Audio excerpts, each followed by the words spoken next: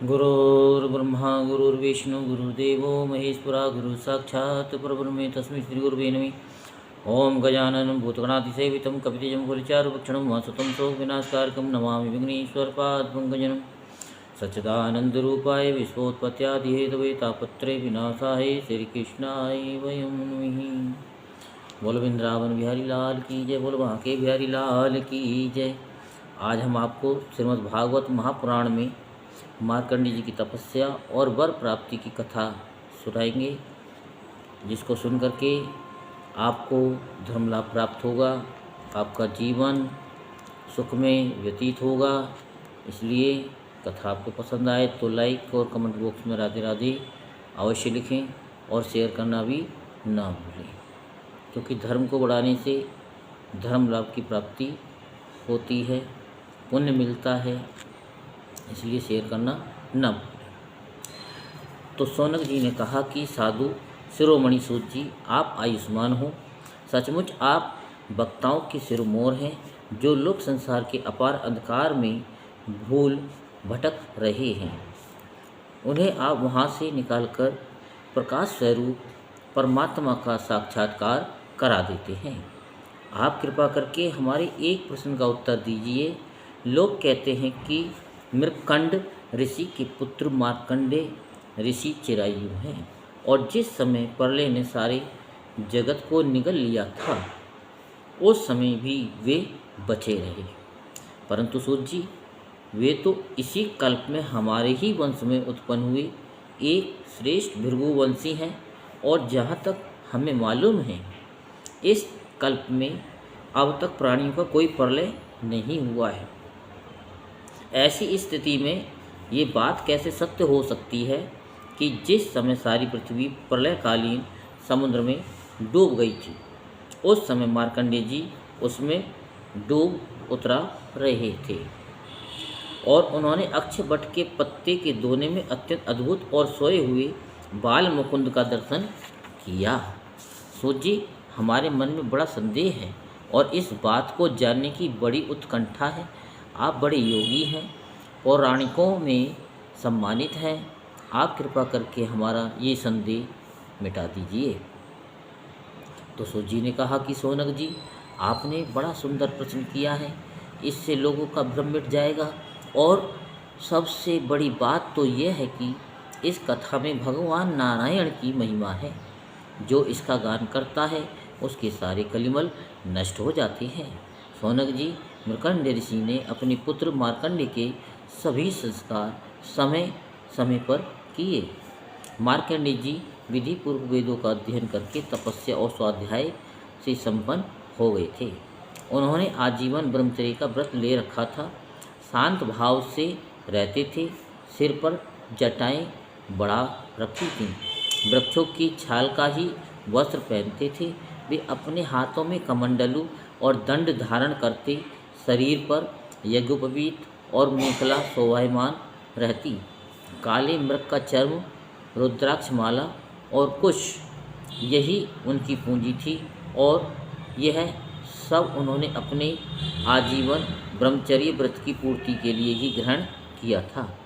वे सायंकाल और प्रातःकाल अग्निहोत्र, सूर्योपास्थान, गुरुवंदन, ब्राह्मण सत्कार, मानस पूजा और मैं परमात्मा का स्वरूप ही हूँ, इस प्रकार की भावना आदि के द्वारा भगवान की आराधना करते। सायंकाल प्रातःकाल भिक्षा लाकर गुरुदेव के चरणों में निवेदन कर देते और मौन हो जाते। गुरु की आज्ञा होती तो एक बार खा लेते, अन्यथा उपवास कर जाते। मार्कंडेय जी ने इस प्रकार तपस्या और स्वाध्याय में तत्पर रहकर करोड़ों वर्षों तक भगवान की आराधना की। इस प्रकार उस मृत्यु पर भी विजय प्राप्त कर ली, जिसको जीतना बड़े बड़े योगियों के लिए भी कठिन है। मार्कंडेय जी की मृत्यु विजय को देखकर ब्रह्मा, भृगु, शंकर, दक्ष प्रजापति, ब्रह्मा जी के अन्य अन्य पुत्र तथा मनुष्य देवता पितृ एवं अन्य सभी प्राणी अत्यंत विस्मित हो गए। आजीवन ब्रह्मचर्य व्रतधारी एवं योगी मार्कंडेय जी की इस प्रकार तपस्या, स्वाध्याय और संयम आदि के द्वारा अविद्या आदि सारे कलेशों को मिटाकर शुद्ध अंतःकरण से इंद्रियातीत परमात्मा का ध्यान करने लगे। योगी मार्कंडेय जी महायोग के द्वारा अपना चित्त भगवान के स्वरूप में जोड़ते रहे। इस प्रकार साधन करते करते बहुत समय 6 मनवंतर बीत गए। ब्राह्मण इस 7वें मनवंतर में जब इंद्र को इस बात का पता चला तब तो वे उनकी तपस्या से शंकित और भयभीत हो गए, इसलिए उन्होंने उनकी तपस्या में विघ्न डालना आरंभ कर दिया। शौनक जी, इंद्र ने मार्कंडेय जी की तपस्या में विघ्न डालने के लिए उनके आश्रम में गंधर्व, अप्सराएं, काम, बसंत, मल्यानिल्य, लोभ और मद को भेजा। भगवान वे सब उनकी आज्ञा के अनुसार उनके आश्रम पर गए। मार्कंडेय जी का आश्रम हिमालय के उत्तर की ओर है। वहाँ कुशभद्रा नाम की नदी बहती है और उसके पास ही चित्रा नाम की एक शिला है। शौनक जी, मार्कंडेय जी का आश्रम बड़ा ही पवित्र है। चारों ओर हरे भरे पवित्र वृक्षों की पंक्तियाँ हैं, उन पर लताएं लहलहाती रहती हैं। वृक्षों के झुरमुट में स्थान स्थान पर पुण्यात्मा ऋषिगण निवास करते हैं और बड़े ही पवित्र एवं निर्मल जल से भरे जलाशय सब ऋतुओं में एक से भी रहते हैं। कहीं मतवाले भोरे अपनी संगीत में गुंजार से लोगों का मन आकर्षित करते रहते हैं, तो कहीं मतवाले कोकिल पंचम स्वर में कुहू कुहू कूकते रहते हैं। कहीं मतवाले मोर अपने पंख फैलाकर कलापूर्ण नृत्य करते रहते हैं, तो कहीं अन्य मतवाले पक्षियों का झुंड खेलता रहता है। मार्कंडेय मुनि के ऐसे पवित्र आश्रम में इंद्र के भेजे हुए वायु ने प्रवेश किया। वहाँ उसने पहले शीतल झरनों की नन्ही नन्ही फुइयाँ संग्रह की, इसके बाद सुगंधित पुष्पों का आलिंगन किया और फिर काम भाव को उत्तेजित करते हुए धीरे धीरे बहने लगा। कामदेव के प्यारे सखा वसंत ने भी अपनी माया फैलाई। संध्या का समय था। चंद्रमा उदित हो अपनी मनोहर किरणों का विस्तार कर रहे थे। सहस्त्र सहस्त्र डालियों वाले वृक्ष लताओं का आलिंगन पाकर धरती तक झुके हुए थे। नई नई कपोलों, फलों और फूलों के गुच्छे अलग ही शोभायमान हो रहे थे। बसंत का साम्राज्य देखकर कामदेव ने भी वहाँ प्रवेश किया। उसके साथ गाने बजाने वाले गंधर्व झुंड के झुंड चल रहे थे।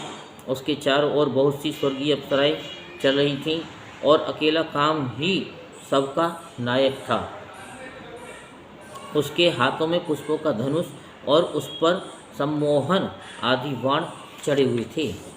उस समय मार्कंडेय मुनि अग्निहोत्र करके भगवान की उपासना कर रहे थे। उनके नेत्र बंद थे। वे इतने तेजस्वी मानो स्वयं अग्निदेव ही मूर्तिमान होकर के बैठे हों। उनको देखने से ही मालूम हो जाता था कि इनको पराजित कर सकना बहुत ही कठिन है। इंद्र के आज्ञाकारी सेवकों ने मार्कंडेय मुनि को इसी अवस्था में देखा। अब अप्सराएं उनके सामने नाचने लगीं। कुछ गंधर्व मधुर गान करने लगे तो कुछ मृदंग, वीणा, ढोल आदि बाजे बड़े मनोहर स्वर में बजाने लगे। शौनक जी, अब कामदेव ने अपने पुष्प निर्मित धनुष पर पंचमुख बाण चढ़ाया। उसके 5 यानी बाण के 5 मुख हैं: शोषण, दीपन, सम्मोहन, तापन और उन्मादन। जिस समय वह निशा लगाने की ताक में था, उस समय इंद्र के सेवक वसंत और लोग मार्कंडेय मुनि का मन विचलित करने के लिए प्रयत्नशील थे। उनके सामने ही कुंजिका स्थली नाम की सुंदरी अप्सरा गेंद खेल रही थी। स्तनों के भार से बार बार उसकी कमर लचक जाया करती थी। साथ ही उसकी चोटियों में गुथे हुए सुंदर सुंदर पुष्प और मालाएं बिखर कर धरती पर गिरती जा रही थीं। कभी कभी वह तिरछी चितवन से इधर उधर देख लिया करती थी। उसके नेत्र कभी गेंद के साथ आकाश की ओर जाते, कभी धरती की ओर और कभी हथेलियों की ओर। वह बड़े हाव भाव के साथ गेंद की ओर दौड़ती थी। उसी समय उसकी करधनी टूट गई और वायु ने उसकी झीनी सी साड़ी को शरीर से अलग कर दिया। कामदेव ने अपना उपयुक्त अवसर देख करके और ये समझ कर कि अब मार्कंडेय मुनि को मैंने जीत लिया। उनके ऊपर अपना बाण छोड़ा, परंतु उसकी एक न चली। मार्कंडेय मुनि पर उसका सारा उद्योग निष्फल हो गया।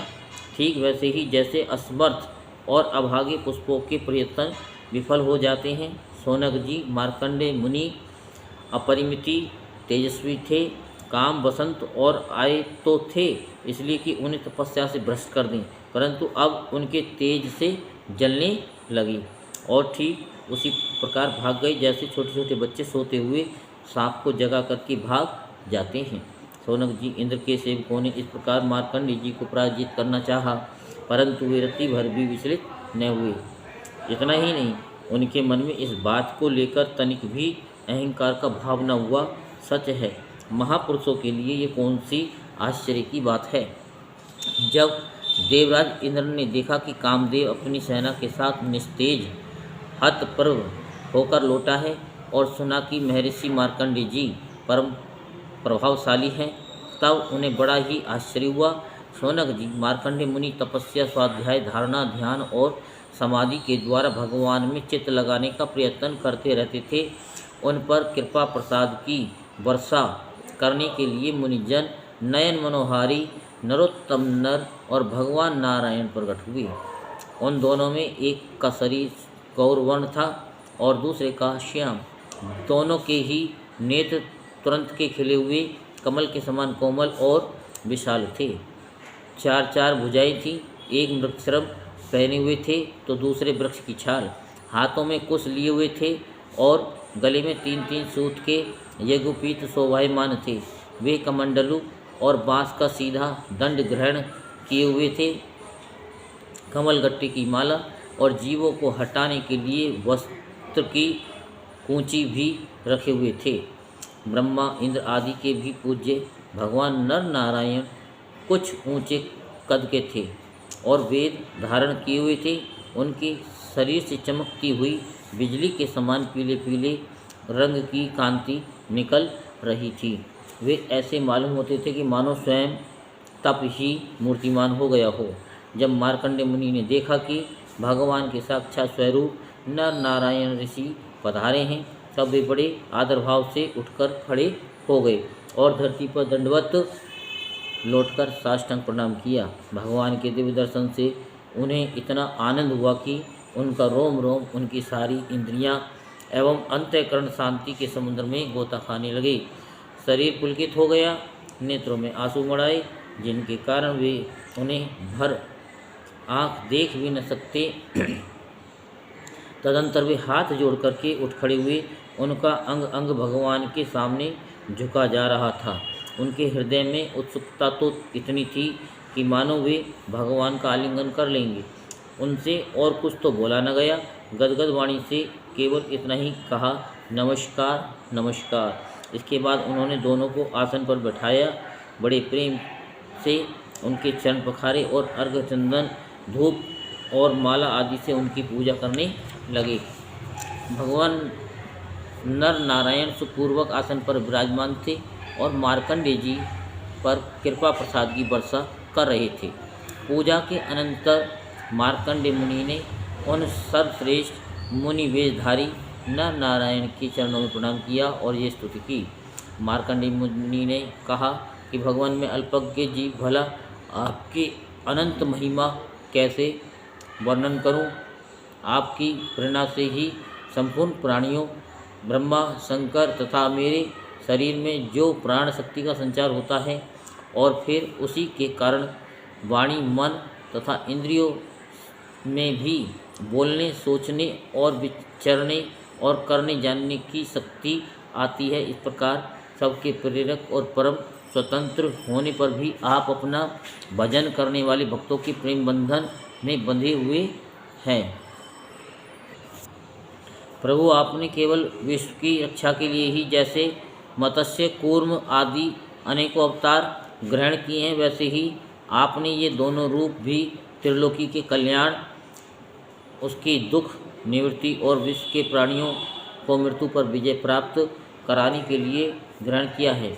आप रक्षा तो करते ही हैं, मकड़ी के समान अपने से ही इस विश्व को प्रकट करते हैं। और फिर स्वयं अपने में ही लीन भी कर लेते हैं।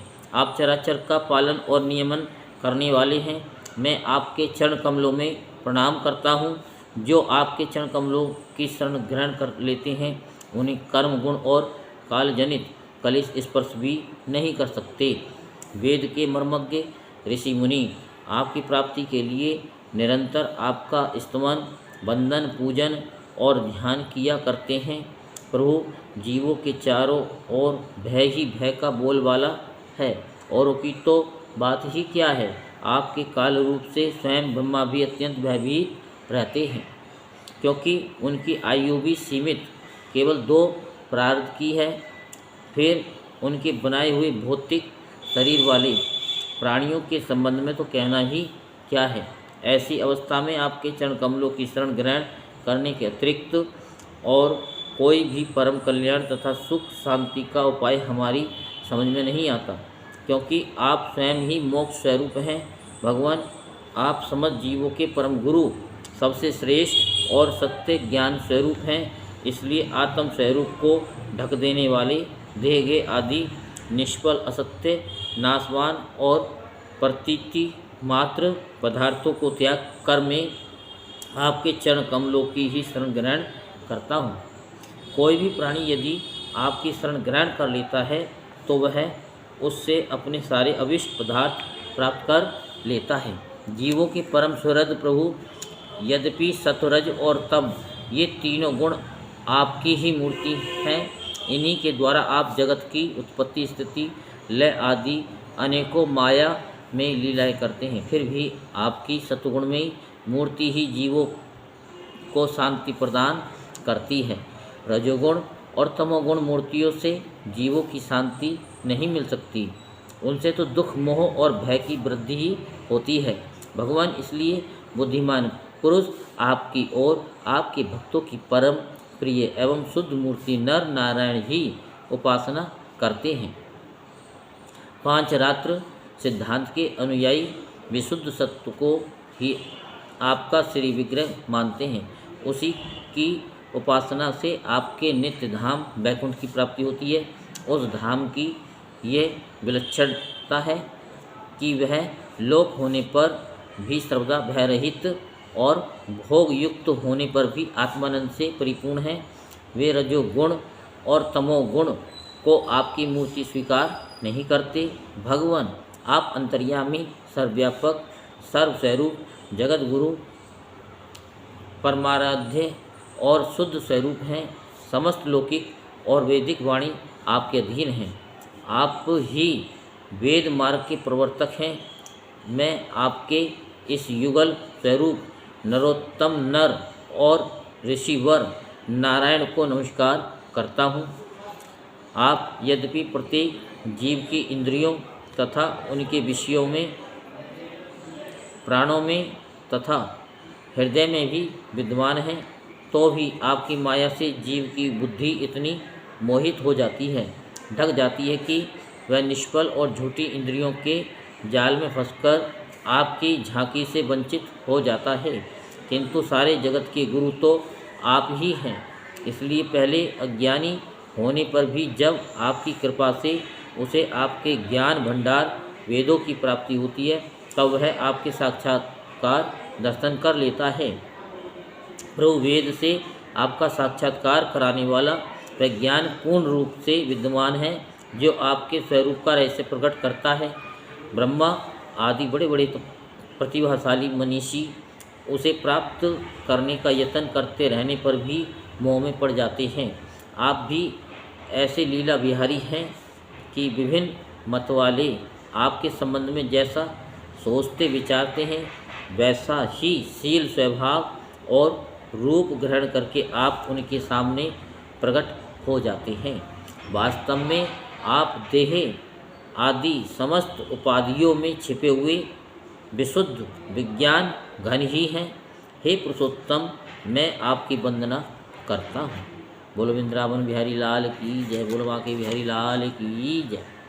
कल हम आपको मार्कंडेय जी का माया दर्शन की कथा सुनाएंगे। यदि आपको कथा अच्छी लगी हो तो सब्सक्राइब करना ना भूलें, लाइक और कमेंट बॉक्स में राधे राधे लिखना ना भूलें और शेयर करना भी ना भूलें। जय जय श्री राधे श्याम, जय जय श्री राधे श्याम, जय श्री राधे श्याम।